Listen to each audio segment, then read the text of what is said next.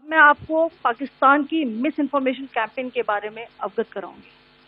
पहला, पाकिस्तान ने यह क्लेम किया कि उसने अपने JF-17 से हमारे S-400 व ब्रह्मोस मिसाइल बेस को नुकसान पहुंचाया, जो कि बिल्कुल गलत है। दूसरा, उसका यह भी मिस इन्फॉर्मेशन कैंपेन था कि हमारी एयरफील्ड, जो कि सिरसा, जम्मू, पठानकोट, बठिंडा, नलिया और भुज में है, ये उसका मिस इन्फॉर्मेशन भी बहुत गलत है।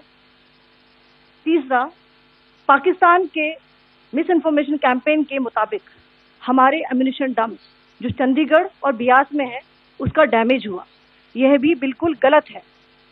हमने आपको मॉर्निंग ब्रीफिंग में बताया था विद फैक्ट्स एंड फिगर के साथ कि ये सारी चीजें बिल्कुल सही सलामत हैं।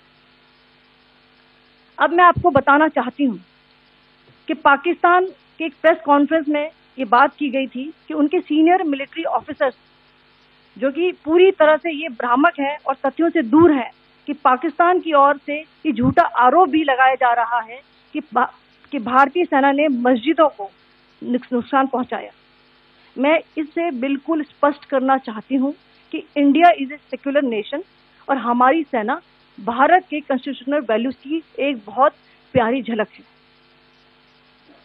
इंडियन आर्म फोर्सेस ने पाकिस्तान को बहुत भारी नुकसान पहुंचाया, उनके मिलिट्री इंफ्रास्ट्रक्चर्स को, चाहे वो लैंड एसेट्स हो या फिर उनके एयर एसेट्स। यही नहीं, इंडियन आर्म फोर्सेस ने पाकिस्तान की एयरफील्ड्स स्कर्दू, जकोबाबाद, सरगोदा और बुलारी को बहुत नुकसान पहुंचाया। इसके अलावा पाकिस्तान के air defence system, radar system, उनको भी एयर स्पेस में अनटेनेबल किया।